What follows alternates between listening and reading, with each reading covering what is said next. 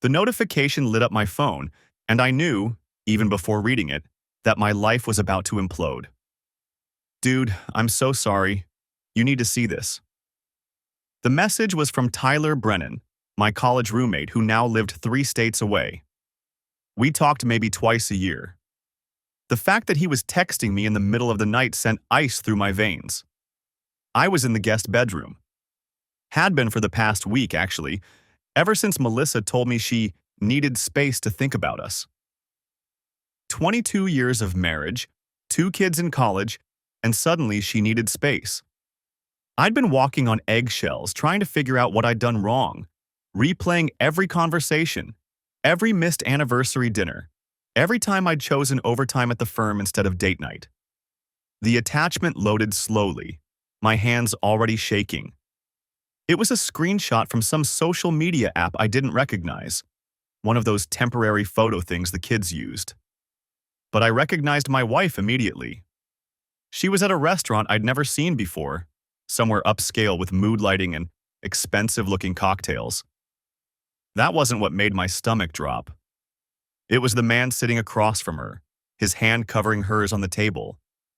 It was the way she was looking at him, the way she used to look at me about 15 years ago. Tyler's follow-up message appeared. My cousin Jenna saw this on her friend's story. She recognized Melissa from our wedding photos I still have up. The guy is apparently some hot shot from her company. I grabbed the screenshot before it disappeared. There are more. More. 3 additional screenshots loaded in succession. Melissa and this man leaving the restaurant, his hand on the small of her back. The 2 of them in what looked like a hotel lobby, a selfie she'd taken, her head on his shoulder, both of them looking flushed and happy, with a caption I had to zoom in to read, "Finally found what I've been missing." I sat there in the dark guest room, staring at my phone, my entire world rearranging itself into a new, horrible configuration. Every strange behavior from the past 6 months suddenly made perfect sense. The new lingerie I'd found in the laundry that she'd never worn for me. The sudden interest in going to the gym 5 times a week. The way she'd password protected her phone after 20 years of us having an open device policy. Her insistence on handling the credit card bills herself, when I'd always been the one to manage our finances.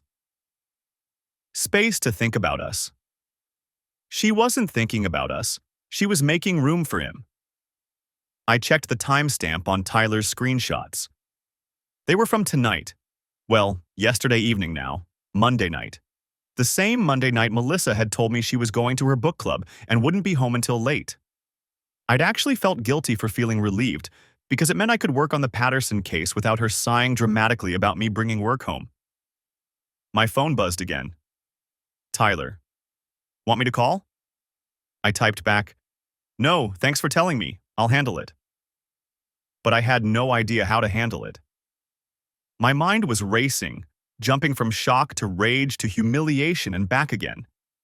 Part of me wanted to storm into our bedroom, her bedroom now apparently, and throw these screenshots in her face.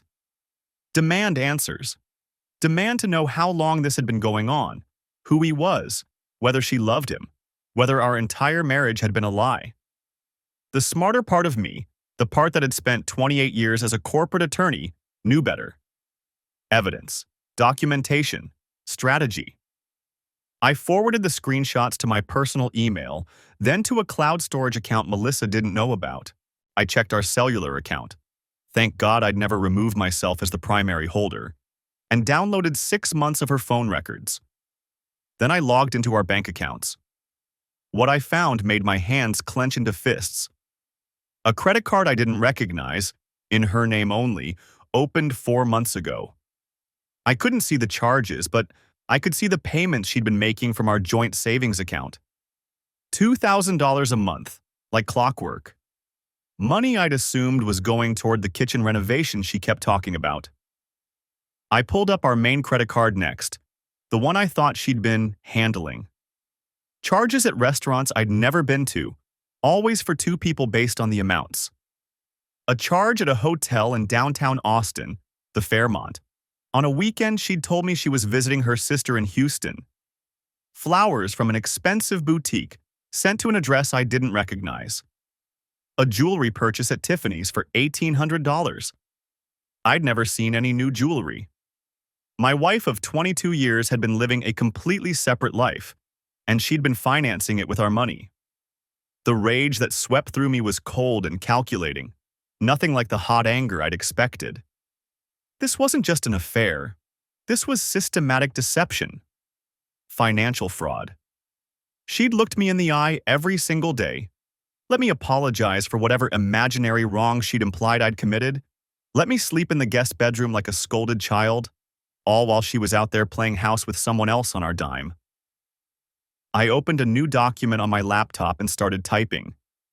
Every charge, every date, every lie I could now identify in hindsight. The weekend girls' trip to Napa that now seemed suspicious.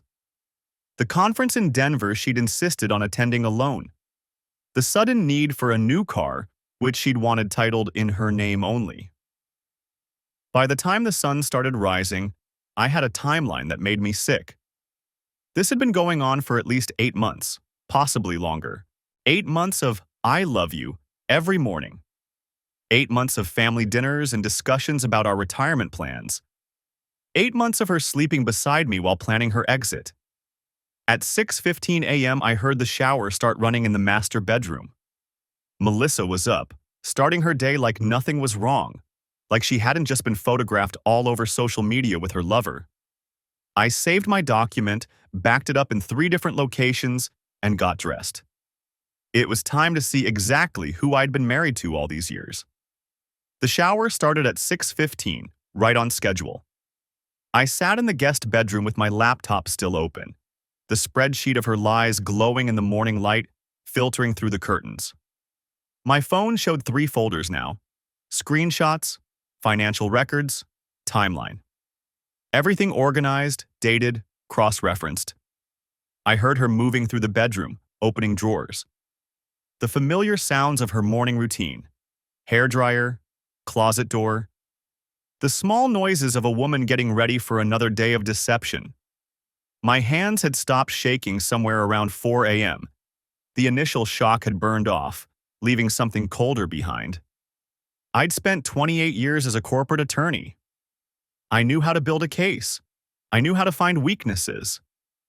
And I knew with absolute certainty that confronting her now would be the stupidest thing I could do. She didn't know I knew. That was my advantage. I saved everything to 3 different cloud accounts, then emailed copies to my personal address, the one she'd never had access to. Then I cleared my browser history and closed the laptop. The bedroom door opened. Footsteps in the hallway, heading toward the kitchen. I waited 5 minutes, then followed. She was at the coffee maker, already dressed for work. Gray suit, the one that made her look sharp and professional. Her hair was perfect, makeup flawless. She looked like the woman I'd married, the woman I'd built a life with, the woman who'd spent $1,800 on jewelry for her lover while telling me we needed to cut back on expenses. "Morning," she said without turning around. "Morning. There's enough coffee for both of us." Her voice was pleasant, casual, like everything was normal, like she hadn't been in some other man's bed while I slept alone in the guest room. "Thanks." I poured a cup, kept my movement steady. She was checking her phone, scrolling through something. Messages from him, probably. Planning their next encounter. "I've got a late meeting tonight," she said. "Probably won't be home until 8 or 9. "Okay." I took a sip of coffee. It tasted like ash. "Work thing?" "Yeah, end of quarter review." She glanced up, met my eyes. "Looking for something? Suspicion? Doubt?" I gave her nothing. Just nodded. "Sounds important." "It is." She set her phone down, picked up her coffee. "How'd you sleep?" The question almost made me laugh. How did I sleep? I didn't. I spent the night documenting your affair, calculating how much of our money you've stolen, planning how to destroy you. "Fine," I said. "You?" "Good." She smiled. Actually smiled. I'm thinking maybe this weekend we could talk. About us. About what comes next. What comes next? Right. She probably wanted a divorce, wanted to leave me for the hot shot, take half of everything, and ride off into the sunset with my money funding her new life. Sure, I said. We can talk this weekend. She looked relieved, like I'd passed some test. Good. That's good. I think we both need to be honest about where we are. The audacity of it hit me like a physical blow. She wanted honesty. This woman who'd been lying to my face for 8 months wanted to talk about honesty. Absolutely, I managed. Honesty is important. My phone buzzed. I pulled it out, saw Tyler's name. You okay, man? I typed back quickly. Yeah, can't talk now. We'll call later. Tyler, Melissa asked. Yeah, just checking in. She nodded, already losing interest. Her phone buzzed and her whole face changed, softened, lit up. She read whatever message had come through, and I saw it. The smile.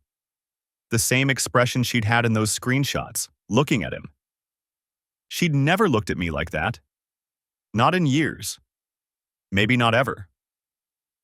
I should get going, she said, grabbing her purse. Traffic's going to be terrible. Drive safe. She paused at the doorway, turned back. For a second, I thought she was going to say something real. Something true. Don't forget to take the recycling out, she said. It's pickup day. Then she was gone. I stood in the kitchen listening to her car start, back out of the driveway, disappear down the street. Only then did I let myself breathe. My phone rang. Tyler.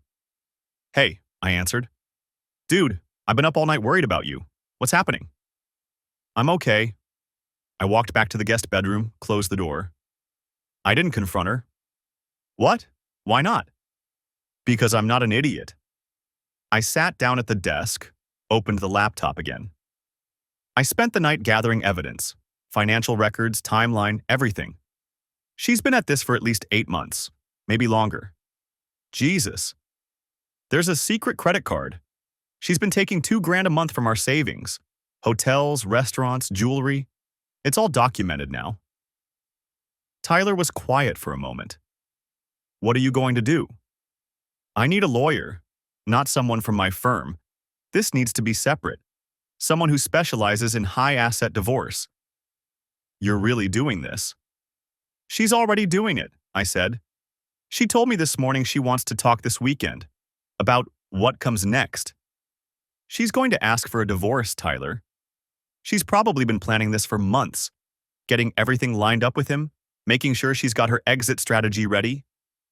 But you've got evidence now. I've got the beginning of evidence. I need more. I need to know exactly how much she's taken, where it's gone, who he is.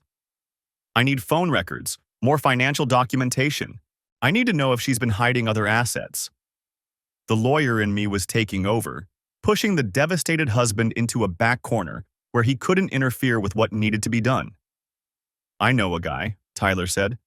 Friend of my cousin's, practices in your area, supposed to be brutal in divorce cases. Give me his name. David Sutton, has his own firm. I'll text you his info. Thanks, I paused. And Tyler? Thank you for sending those screenshots. I know that wasn't easy. Man, I couldn't let you keep walking around not knowing. Jenna felt sick about it, but we both agreed you had to see. Tell her I appreciate it, both of you. After we hung up, I sat staring at the spreadsheet. 8 months of lies, maybe more. Every business trip, every late meeting, every book club night, all of it suspect now. All of it potentially cover for her other life. My phone buzzed. Tyler's text with David Sutton's contact information. I looked at the clock. 7:23 a.m. Too early to call a lawyer's office. But I could research him, make sure he was the right fit. 20 minutes of searching told me everything I needed to know. David Sutton had a reputation for aggressive representation in high-asset divorces. multiple cases where he'd successfully proven hidden assets and infidelity. Client reviews praised his thoroughness and his ability to anticipate opposing counsel's strategies. Perfect. At exactly 8:30, I called his office. Sutton Law Group, this is Amanda speaking. Hi, I need to schedule a consultation with Mr. Sutton. It's regarding a divorce case. Of course, can I get your name? I gave it to her, along with my contact information. Mr. Sutton has an opening tomorrow at 2 p.m. or Thursday at 10 a.m. Tomorrow, Wednesday. Melissa would be at work. No way to know where I was. Tomorrow at 2 works. Perfect.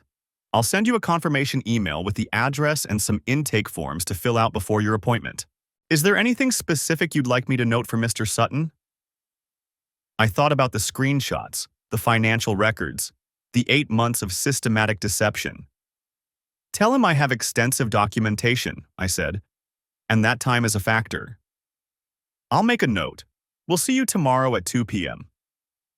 After I hung up, I forwarded her the email with all my evidence files. Everything organized, labeled, ready for review. Then I called my office. Hey, Patricia. I need to take a personal day tomorrow. Something came up. No problem. Want me to reschedule your afternoon meetings? Please, and keep it off the main calendar if you can. Just mark me as out of office. If Patricia thought the request was strange, she didn't say so. You got it. Everything okay? It will be. The office of Sutton and Associates occupied the 18th floor of a glass tower downtown, the kind of place where hourly rates started at 4 figures and discretion came standard. I'd chosen David Sutton specifically because he didn't advertise, didn't do consultations over the phone, and had a reputation for winning cases that looked unwinnable. His assistant led me through a hallway lined with abstract art that probably cost more than my car. The conference room overlooked the city, floor-to-ceiling windows offering a view that would have impressed me yesterday. Today, I barely noticed. Sutton stood when I entered. Mid-50s, silver hair, tailored suit that fit like it had been born on him. We shook hands, and I recognized the assessment in his eyes. 28 years as an attorney had taught me to spot it. The rapid calculation, weighing whether I was worth his time. Mr. Patterson, he gestured to a leather chair. Your message mentioned time sensitivity. I set my laptop on the conference table. My wife is having an affair. She's been systematically draining our joint savings to fund it. I need to know my options before she files first. You believe she intends to file? She's planning to have a conversation with me this weekend about our future. Her words.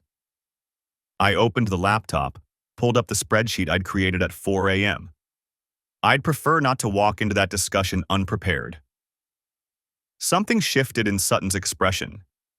Not quite approval, but recognition. One professional to another. Walk me through what you have. I did. Every screenshot, every credit card statement, every hotel receipt. The timeline I'd constructed, cross-referencing her calendar with the charges. The trip to Austin when she'd claimed Houston. The jewelry purchase that never made it home. The restaurant where Tyler's cousin had spotted her. The photos that followed. Sutton took notes on a legal pad, old school, his handwriting precise. He asked questions, dates, amounts, account structures. When I showed him the joint savings statements, the systematic $2,000 monthly transfers that had been happening since March, he made a mark on his pad. The credit card is in her name? Primary holder, yes, but funded entirely from joint savings. And these trips, you have documentation that contradicts her stated locations. I pulled up the Austin hotel charge, then the text exchange where she'd told me she was staying with her sister. Rachel lives in Houston, has for 6 years. Have you verified she wasn't actually in Houston? I called Rachel this morning, told her I was trying to plan a surprise visit, asked if Melissa had mentioned when she might be back. Rachel said Melissa hadn't visited since Christmas. Sutton nodded, made another note. The affair partner. Do you know his identity? Not yet. Someone from her company. I'm working on it. Don't. He looked up from his pad. Don't investigate further. Don't access her phone, her email, anything that could be construed as illegal access. What you have is sufficient, and I don't want anything excluded because you crossed a line. The lawyer in me knew he was right. The husband in me wanted to know everything. What about the dream diary? I asked. Sutton's pen paused. Explain. 3 months ago, Melissa started seeing a therapist. Said she was having vivid dreams, disturbing ones. The therapist suggested she keep a dream diary. I pulled up the photos I'd taken last night after Melissa had fallen asleep. I found the notebook yesterday. I handed him my phone. He scrolled through the images, his expression unchanging. The notebook was small, leather-bound, the kind you'd buy at an upscale stationery store. But the entries weren't dreams. They were dates, locations, times, restaurants, hotels, parks, brief notes about feelings. Felt alive today. Can't stop smiling. This is what I've been missing. Some entries had initials. JM. She kept a record, Sutton said, almost to himself. She kept a trophy. The bitterness in my voice surprised me. Every date, every meeting, like she was savoring it. Did you remove the notebook? No, photographed it and put it back exactly where I found it. Good. He handed back my phone. Here's what we're looking at. Texas is a community property state, but we have several factors working in your favor. The dissipation of marital assets for an extramarital affair, that's significant. The deception, the systematic nature of it, a judge will take that into account. What about the house? Whose name is on the title? Both.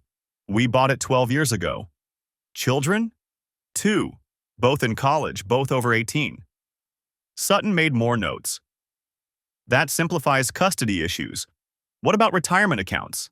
Investments? I ran through our financial situation, my 401k, her pension from 15 years at the same company. The college funds we'd built for both kids, now mostly depleted. A modest investment portfolio, another joint savings account she hadn't touched yet. Life insurance? We each have policies, $500,000, each other as beneficiaries. You'll want to change that immediately after filing. He tapped his pen against the pad. The dream diary, that's unusual evidence. Combined with the financial records, the photographic evidence, the contradicted alibis, we have a strong case for fault-based divorce. Texas is no fault. Texas allows both. And in a fault-based divorce, the division of assets can favor the innocent spouse, especially when we can demonstrate systematic deception and financial misconduct. He leaned back in his chair. The question is timing. You said she's planning a conversation this weekend? Saturday night. She suggested we talk honestly about where we are. My guess? She's planning to ask for a divorce, possibly has already consulted an attorney. Sutton's expression was clinical, detached. The affair has likely run its course, or she's confident enough to make it public. Either way, she's preparing her exit strategy. The words hit harder than they should have. Some part of me had still been hoping for a different explanation, some scenario where this all made sense. So what do? We file first, tomorrow, if possible. He pulled out his phone, checked his calendar. I'll have my paralegal draw up the petition tonight. You'll need to come in first thing tomorrow to review and sign. We'll file by noon, have her served by end of business day. That fast? Speed is your advantage right now. She thinks she's controlling the narrative, that she'll have the weekend to present her version of events. We take that away from her. He met my eyes. I assume you want to pursue this aggressively? I thought about the notebook. The careful documentation of her betrayal, preserved like pressed flowers. the smiling photos on social media while she was draining our savings. The way she'd looked at me this morning over coffee, casual and calm, already planning tonight's late meeting. Yes. Then we go for fault-based divorce citing adultery. We request full accounting of all marital assets, temporary restraining order preventing further dissipation of funds, and we argue for a disproportionate division in your favor based on her misconduct. Will we get it? Depends on the judge, but with this evidence, he gestured to my laptop. We have a compelling case. The dream diary alone. That shows premeditation, deliberate deception. It's not a moment of weakness. It's a sustained campaign. He walked me through next steps. Documents I'd need to gather. Accounts to monitor. The importance of maintaining normalcy until she was served. Don't confront her, he said. Don't give any indication you know. When she suggests talking Saturday night, agree. Be cooperative, even conciliatory. Let her think she's in control. And when she's served tomorrow, she'll call you, probably multiple times. Don't answer. Refer all communication through me. He handed me his card. My cell number is on the back. Use it if you need to. We shook hands. His grip was firm, confident. The grip of someone who'd done this 100 times before. One more thing, he said as I reached the door. The next few days will be difficult. She'll be angry, possibly vindictive. Document everything. Every call, every text, every interaction. And Mr. Patterson? I turned back. You're doing the right thing. In 28 years, you've probably given that advice to clients. Time to take it yourself. The rest of Wednesday passed in a fog of performance. I went through the motions at work, took calls, reviewed contracts, ate lunch at my desk without tasting a single bite. Every hour felt like a week. Every interaction with a colleague required conscious effort to maintain the mask. Engaged, professional, normal. I texted Melissa at noon. Running late tonight. Big client issue. Don't wait on dinner. Her response came 3 minutes later. No problem. I have that late meeting anyway. Leftovers in the fridge. The casual lie, delivered with an exclamation point. I stared at those words until my vision blurred. By 6 o'clock, I was back in my car, but I didn't go home. Instead, I drove to a coffee shop 3 blocks from Melissa's office building and parked where I had a clear view of the main entrance. Sutton's words echoed in my head. The more documentation, the better. I had screenshots and financial records in that damn diary, but I didn't have photos of my own. I didn't have proof I'd witnessed with my own eyes.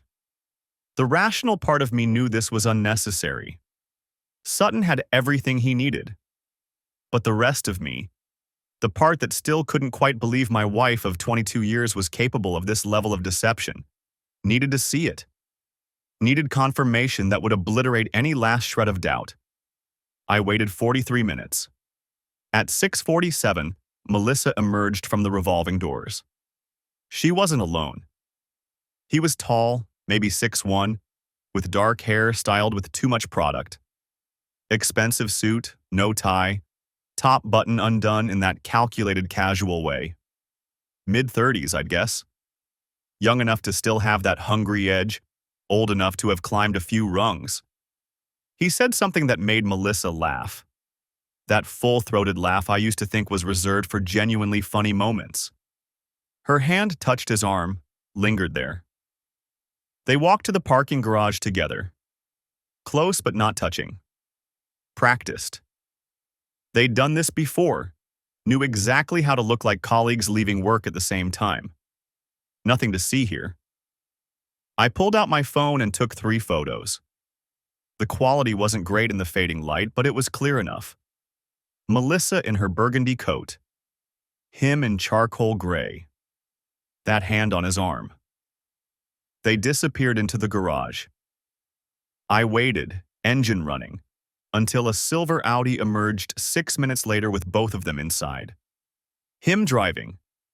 Melissa in the passenger seat, already leaning toward him.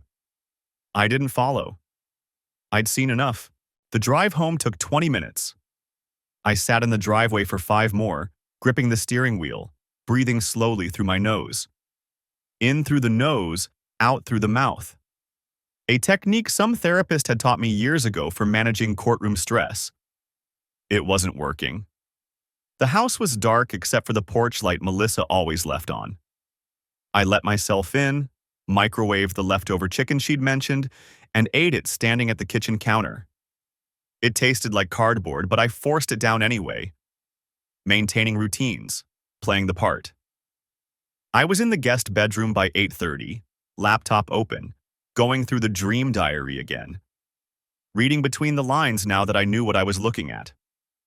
April 15th, downtown. Nervous but excited. Can't stop smiling.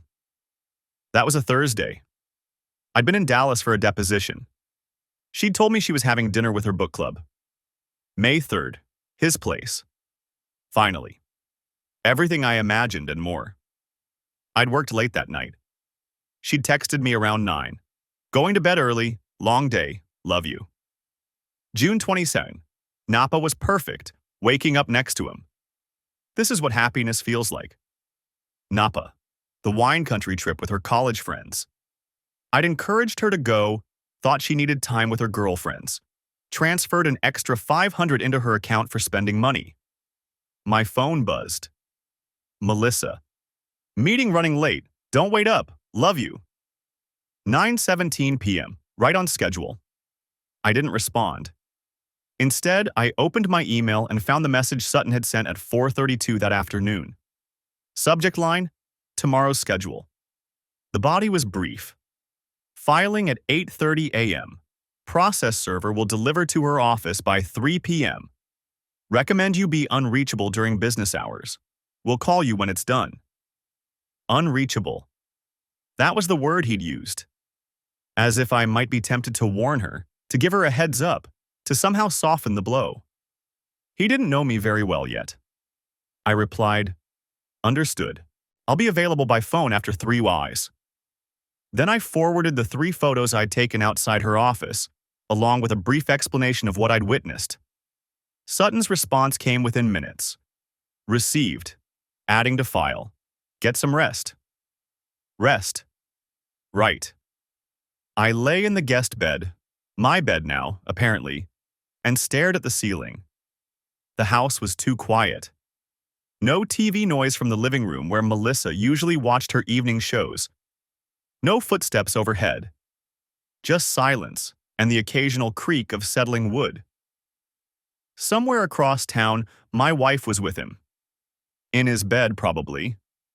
Or maybe they'd gone to another hotel, another restaurant, another place they could pretend to be a couple without the inconvenient reality of her actual husband waiting at home. My phone showed 11:43 p.m. when I heard the garage door open. I stayed motionless, listening to her movements through the house. Purse on the kitchen counter. That particular sound of leather on granite.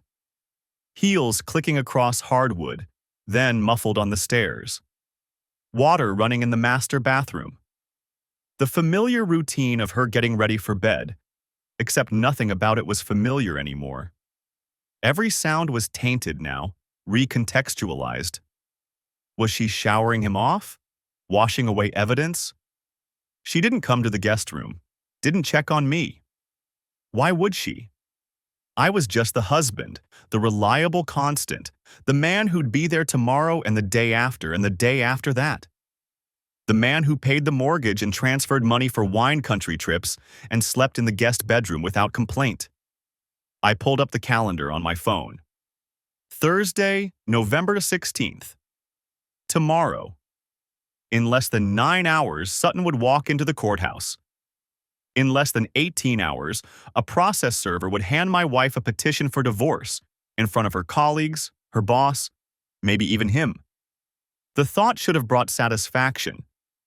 Instead, I felt hollow. I must have dozed off eventually because I woke to my alarm at 6 a.m. disoriented and cotton-mouthed. Melissa's car was already gone. She'd started leaving early for the gym 3 months ago. Another new routine I'd accepted without question. I showered, shaved, put on my best suit. Navy pinstripe, white shirt, red tie. armor. Then I made coffee, scrambled eggs I didn't want, and checked my phone obsessively, even though I knew Sutton wouldn't file for another 2.5 hours. At 7:15, I texted Melissa, "Have a good day." She responded at 7:22, "You too. Dinner tonight? I'll cook." My fingers hovered over the keyboard. 1,000 responses fought for release. Instead, I typed, "Sounds good." By 8 o'clock, I was in my car, driving toward the office but taking the long route. Killing time. My phone rang at 8:47, Sutton's office number. "It's done," he said without preamble. "Filed and stamped. Process server has the documents and will serve her between 2:30 and 3 this afternoon at her office. You should make yourself scarce." "I'm taking the afternoon off," I said. My voice sounded strange to my own ears. Flat, mechanical. "Told my assistant I have a migraine."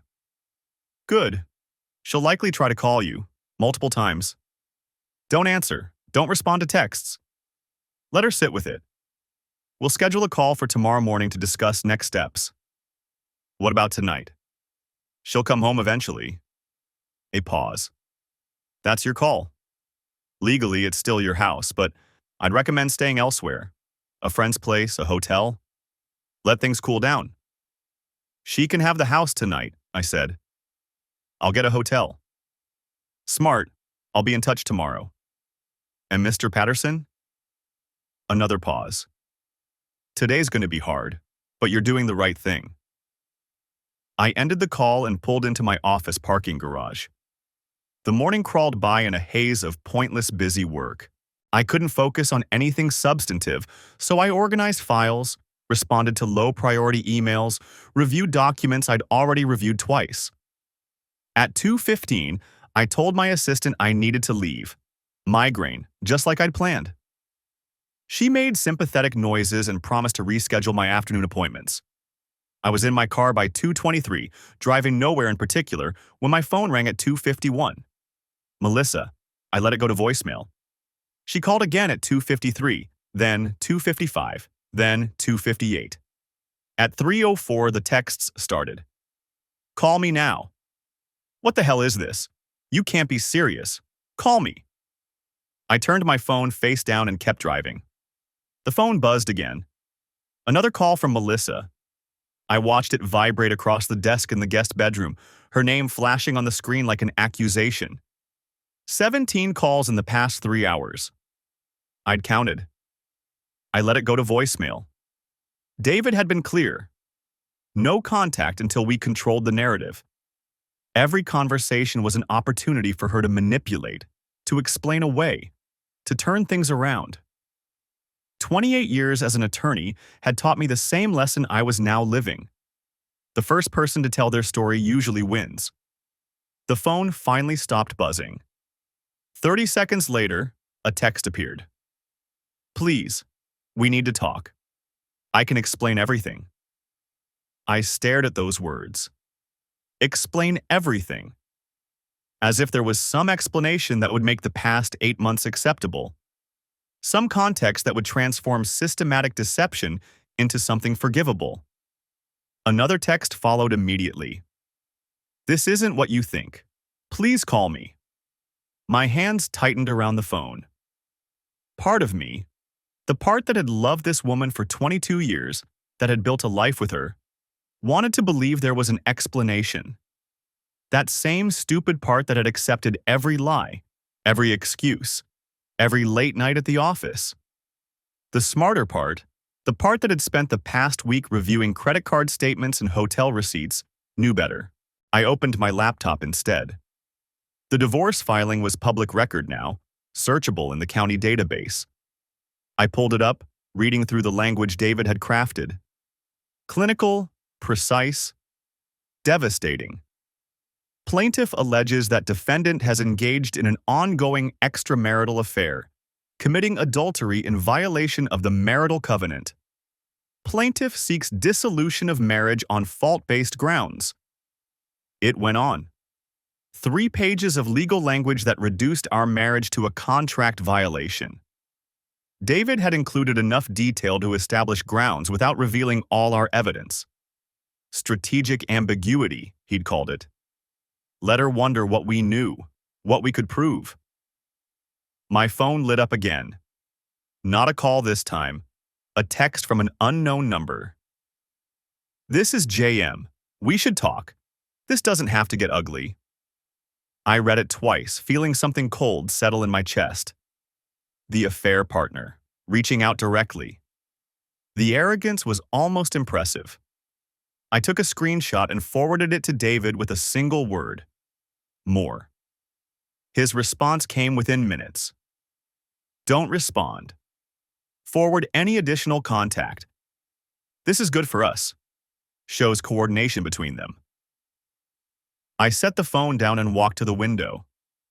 The street was dark, quiet, normal. Like nothing had changed. But everything had changed. The house I'd lived in for 15 years suddenly felt foreign, hostile. A place where I'd been played for a fool while thinking I was home. The guest bedroom door was locked. I'd started doing that 2 days ago, after I'd caught Melissa trying the handle at 2 a.m. She'd claimed she wanted to talk, to work things out. I'd pretended to be asleep. Now she knew why I'd been avoiding her. My phone buzzed with another text. Melissa again. The kids are going to hear about this. We should tell them together. They deserve that. I felt my jaw tighten. The kids. Our daughter Emma was a junior at Northwestern. Our son Ryan, a freshman at Chapel Hill. Both doing well. Both blissfully unaware that their parents' marriage was imploding. She was right about one thing. They deserved to hear it from us. But together? That ship had sailed around the time she'd started keeping a detailed diary of her affair. I typed out a response, deleted it. Typed another one, deleted that too. Finally settled on something neutral. We'll talk about the kids this weekend. The reply came instantly. Thank you. Can we meet tomorrow? Just to discuss how to handle this? I could see the strategy. Get me alone, work on my emotions, convince me to withdraw the filing. Paint herself as the victim of a misunderstanding. Me as the jealous husband who jumped to conclusions. This weekend. Not before. I turned the phone face down and opened my email instead. David had sent over a preliminary asset inventory. Everything we'd need to divide. The house valued at $1.2 million with $340,000 remaining on the mortgage. My 401k, built up over 28 years. Her smaller retirement account. The investment properties we'd bought together. 2 cars, both paid off. On paper, we were comfortable, successful. The kind of couple that made it look easy. The email also included a new document, a subpoena from Melissa's employer. David wanted her work emails, her calendar, any documentation of her relationship with JM. If he was a subordinate, it opened up potential ethics violations. If he was a superior, even better. The power dynamic would look terrible. I approved it with a single click. My phone rang again. Not Melissa this time, Tyler. Hey, I answered. Dude, I saw the filing. You actually did it. You sound surprised. I mean, no, but also yes? That was fast. Like, really fast. I leaned back in the chair, suddenly exhausted. You were the one who sent me the screenshots. I know, but... He paused. How are you doing? Actually doing? It was the first time anyone had asked me that. David was focused on strategy. My brother had offered condolences but kept his distance. He'd never liked Melissa anyway. My colleagues didn't know yet, though they would soon enough. I'm angry, I said finally. And I'm tired. And I keep wondering what I missed. You didn't miss anything, man. She hit it. That's what people like her do. 8 months, Tyler. She did this for 8 months and I had no idea. Because you trusted her. That's not a character flaw. I laughed, bitter. Feels like one right now. Yeah, well, trust is supposed to be the foundation of marriage. She's the one who broke it, not you. We talked for another 20 minutes. Tyler filled me in on his cousin Jenna, the one who'd seen Melissa and sent him the photos. Apparently, Melissa had been at that restaurant 3 times in the past month, always with the same guy. Always looking comfortable, familiar. Jenna said she almost came over to say hi the first time, Tyler said. But something felt off about it. The way they were sitting, how close they were. She figured maybe it was a work thing, but it didn't look like work. Did she get any other photos? A few. I can send them if you want. Different dates, same restaurant. There's one from about 6 weeks ago where they're holding hands across the table. Send them to my lawyer, David Sutton. I'll text you his email. After we hung up, I sat in the darkness and listened to the house. Melissa was in the master bedroom. I could hear the faint sound of the TV through the walls. Was she watching something, or just pretending? Was she on the phone with JM, coordinating their response? My laptop chimed with a new email. David, responding to the subpoena approval. Good. Also, her attorney reached out. Pamela Vance. She wants to discuss settlement before this gets contentious. I told her we'd consider it after discovery is complete. Translation: after we have everything and she has nothing. I read it twice, feeling something shift in my chest. Pamela Vance.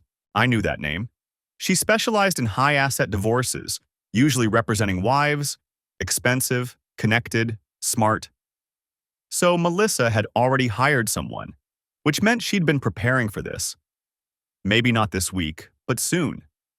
Maybe that honest conversation she'd wanted for Saturday was her own version of what I'd just done. Getting ahead of the narrative, controlling the story. The thought made me sick. Another email arrived, this one from Emma. The subject line read, "Mom called crying?" I closed my laptop without opening it. Not tonight. I couldn't handle my daughter's questions tonight. Couldn't explain why her mother was upset without explaining everything. And once I explained everything, there was no taking it back. The phone buzzed one more time. Another text from Melissa. I love you. I know you don't believe that right now, but it's true. Please don't do this. I stared at those words until they blurred. Then I blocked her number and turned off the phone. The Friday morning deposition with David was scheduled for 9. I arrived at his office at 8:30, carrying 2 additional folders I'd compiled overnight. Sleep hadn't come. Instead, I'd spent the hours after blocking Melissa's number doing what I do best, building an airtight case. The dream diary had given me dates. Cross-referencing those dates with our joint credit card statements revealed a pattern I'd somehow missed before. Every time Melissa went on one of her documented encounters with JM, I'd been conveniently out of town. Business trips to Seattle, depositions in Atlanta, a conference in Miami. She'd planned around my schedule, meticulously, deliberately. You look like hell, David said when his assistant showed me into his office. Didn't sleep. Find something else? I opened the first folder. Timeline correlation. Every single hotel charge on her secret card corresponds to a night I was traveling for work. She knew my calendar. She used it. David leaned forward, scanning the documents I'd laid out. His expression didn't change, but I saw his jaw tighten. This shows premeditation, planning. It's not just an affair, it's a coordinated deception. There's more. I opened the second folder. I pulled our tax returns from the last 3 years. Remember that bonus she said got delayed last year? The one she claimed never came through because of company restructuring? Yeah? It came through. $15,000. Deposited into an account I didn't know existed. I slid the bank statement across his desk. I found the reference number on our joint return, then traced it through our CPA's files. She set up a separate account at a different bank 2 years ago. David picked up the statement, his eyes moving down the page. Regular deposits. Looks like she's been siphoning money for a while. 24 months. Small amounts at first. 200 here, 300 there. Then larger chunks. The bonus. Her holiday pay. That freelance consulting work she said didn't pan out. I felt the anger rising again, that cold fury that had sustained me through the night. Total, just over $43,000. Does she know you found this? No idea what she knows at this point. She can't reach me, and I haven't been home. David made a note on his legal pad. Where'd you stay last night? Hotel near the office, the Marriott on 5th. Good. Don't go back to the house yet. Not until we establish some ground rules. He looked up at me.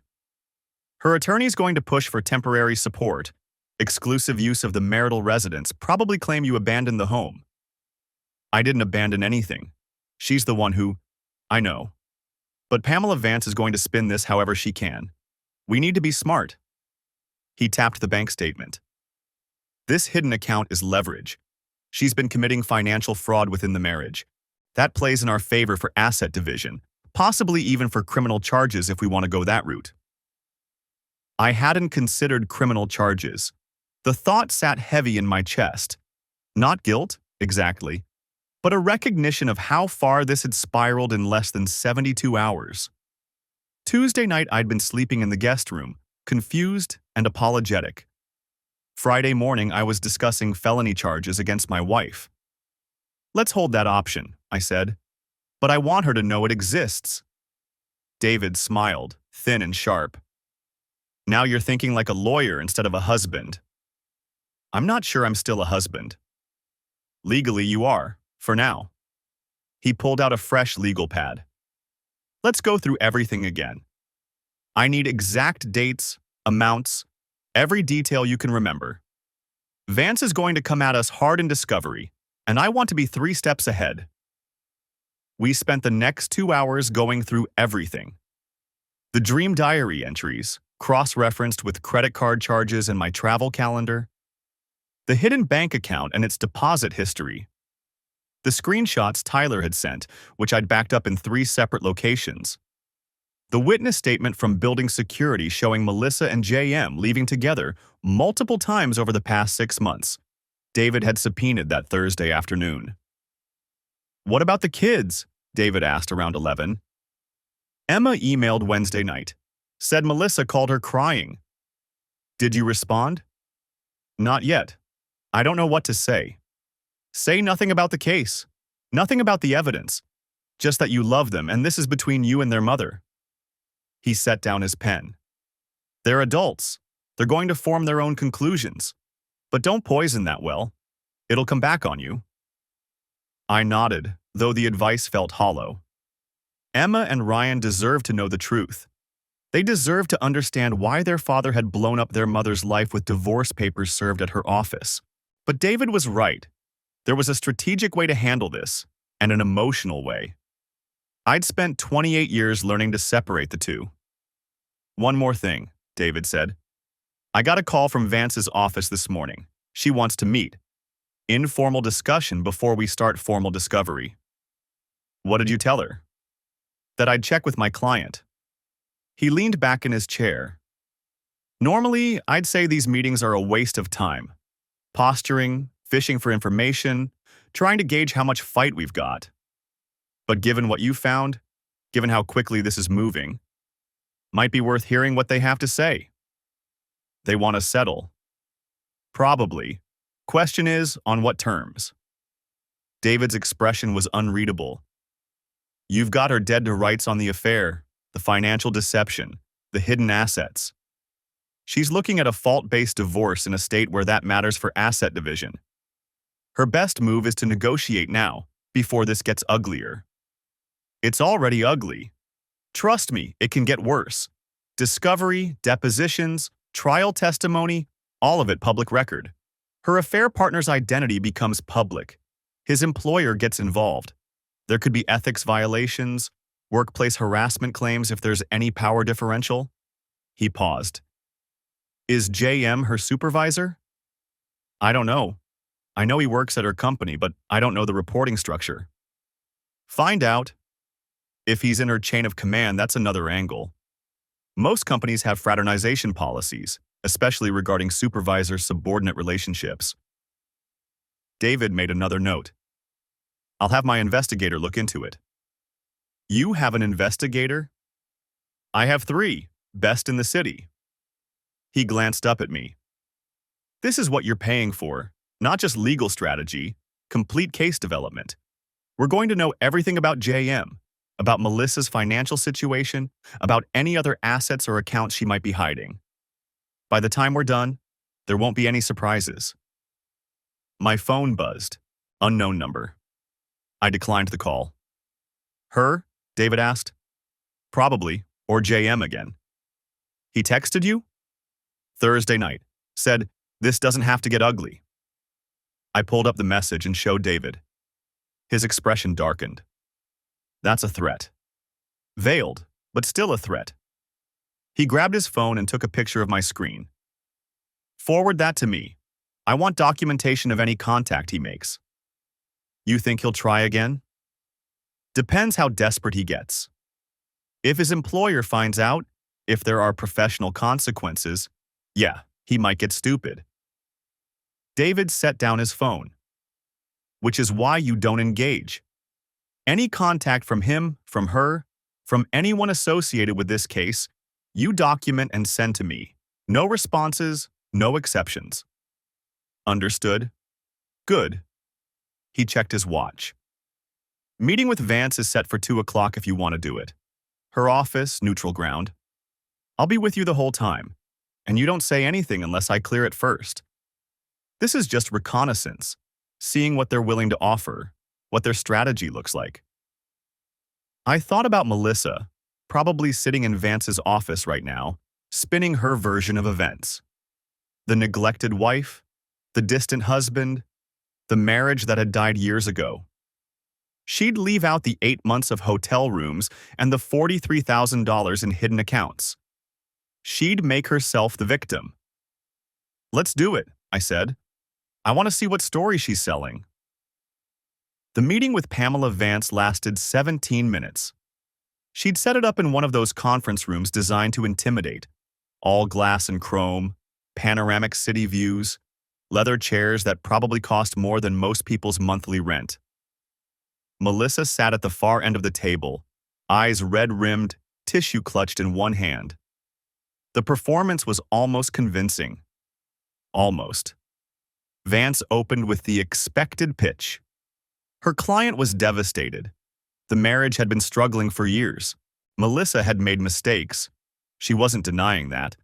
But this could be resolved amicably. No need for a protracted court battle that would hurt everyone involved, especially the children. David let her talk. I stayed silent, watching my wife's face as her attorney painted her as the wounded party seeking reconciliation. Then David slid a single folder across the table. Before we discuss settlement, he said calmly, my client would like Mrs. Patterson to explain the $43,000 in hidden accounts, the 8 months of documented adultery, and the systematic deception outlined in what we're calling Exhibit A through J. I watched the color drain from Melissa's face as Vance opened the folder. The dream diary entries, printed and annotated, bank statements with highlighted deposits, credit card records, hotel receipts, the photos from Tyler, the building security logs, everything, organized chronologically, cross-referenced, irrefutable. Vance's expression never changed, but her hand tightened on the papers. She looked at Melissa, who had started crying in earnest now. Not the delicate tears from before, but ugly, desperate sobs. We'll need time to review this, Vance said. Take all the time you need, David replied. Discovery starts Monday. We'll be deposing Mr. J.M. by Wednesday, along with several of Mrs. Patterson's colleagues who may have witnessed the affair. We've also filed a subpoena for all company communications, which I'm sure will make for interesting reading. The meeting ended there. The divorce took 4 months to finalize. Melissa's attorney tried everything, claimed the dream diary was inadmissible, argued the hidden accounts were for household expenses, even attempted to paint JM as just a friend, providing emotional support during a difficult marriage. None of it worked. The judge, a no-nonsense woman in her 60s named Patricia Reeves, saw through every deflection.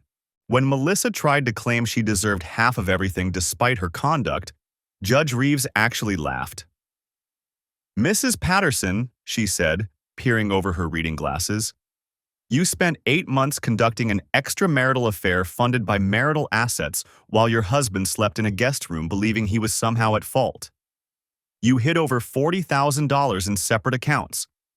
You lied repeatedly, systematically, and with clear premeditation. The only question before this court is not whether you're entitled to an equal division of assets, but whether you're entitled to anything at all." The final decree was devastating for Melissa. "I got the house, 70% of our joint assets, and my retirement accounts remained untouched." She was ordered to repay the $43,000 from the hidden accounts plus the estimated $22,000 she'd spent on the affair.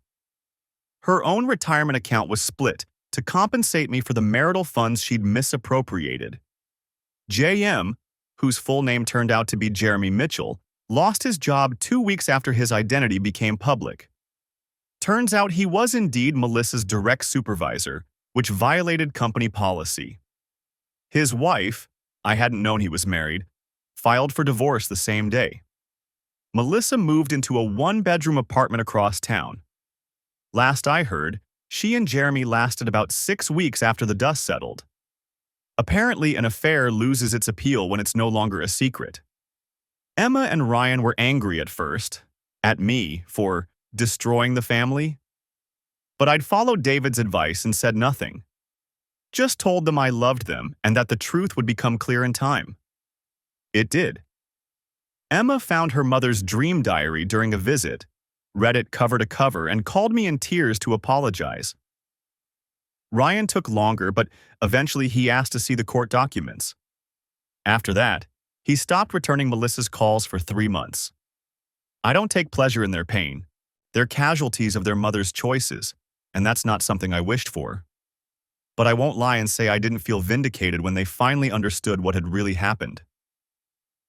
2 years later, I sold the house. Too many memories, too many ghosts. I bought a smaller place downtown, closer to my office, with floor-to-ceiling windows and a view of the city I'd helped build over 3 decades of legal work. Tyler visits sometimes. We don't talk about Melissa anymore. There's nothing left to say. I date occasionally. Nothing serious. I'm not sure I'm capable of that kind of trust anymore, and I'm honest about it with anyone who gets close. Some women appreciate the candor. Others disappear after a few weeks. I'm okay with either outcome. Emma got married last spring. She invited both her parents but seated us on opposite sides of the venue. Melissa brought a date. Some guy she'd met online, desperate and eager in that way that suggested he didn't know her history. I went alone and left after the reception. It was enough to be there, to walk my daughter down the aisle, to prove that some things survived the wreckage. Ryan graduates next year. He's talking about law school. I've tried to talk him out of it. The profession isn't what it used to be, and I'm not sure I want him following in my footsteps. But he has that same stubborn streak I recognize from looking in the mirror. He'll do what he wants, and I'll support him either way. The anger faded somewhere in the second year. I woke up one morning and realized I'd gone 3 days without thinking about Melissa, about the affair, about any of it. The betrayal that had consumed every waking moment for months had become just another fact of my history. Something that happened. Something I survived. I learned things about myself in those 4 months of litigation. I learned I was capable of a cold, calculated fury I'd never accessed before. I learned that trust, once broken, doesn't heal. It just becomes a scar you learn to work around. I learned that love and evidence are 2 different things, and in the end, evidence is what matters in a courtroom. Most importantly, I learned that winning isn't the same as healing. I won. Decisively, completely, without question. Melissa lost her marriage, her financial security, her relationship with our children, and her reputation. The legal system worked exactly as it was designed to work. Justice, by every measurable standard, was served. But on quiet nights in my downtown apartment, when the city lights blur through the windows and the silence gets too heavy, I don't feel victorious. I feel tired. I feel older than my 54 years.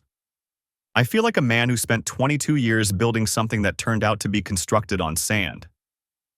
The truth is this: you can document everything, prove everything, win everything, and still lose the life you thought you had. I don't regret what I did. Given the same circumstances, the same evidence, the same systematic betrayal, I'd make every single decision again. You don't let someone steal from you, lie to you, and make a fool of you without consequences. You don't reward deception with compromise. But I also don't pretend the victory was without cost. My advice, for what it's worth, to anyone who finds themselves where I was at 2:47 a.m. on that Tuesday morning: document everything, trust your instincts, and protect yourself without hesitation. The person who betrayed you isn't the person you married. That person is already gone. You're dealing with someone new, someone who's proven they'll lie to your face while planning your destruction. And when it's over, when the decree is signed and the assets are divided, and you're standing in the wreckage of what used to be your life, remember this: winning the battle doesn't mean you didn't lose something in the war. I lost my marriage, my trust, my belief that people are fundamentally who they present themselves to be. I lost years of memories that are now tainted, moments I can't look back on without wondering if she was already lying, already planning, already somewhere else in her head. But I kept my dignity, I kept my self-respect, and I kept the truth. In the end, that's what matters. Not the house or the money or the legal victory. The truth. The knowledge that I didn't let myself be destroyed by someone else's choices. That I stood up, fought back, and refused to be a victim. Some nights, that's enough. Most nights, it has to be. The screenshot that changed everything is still on my phone, buried in a folder I never opened but can't quite delete. A reminder. A warning. A monument to the moment everything I thought I knew turned out to be a carefully constructed lie. I don't look at it anymore. I don't need to. I remember.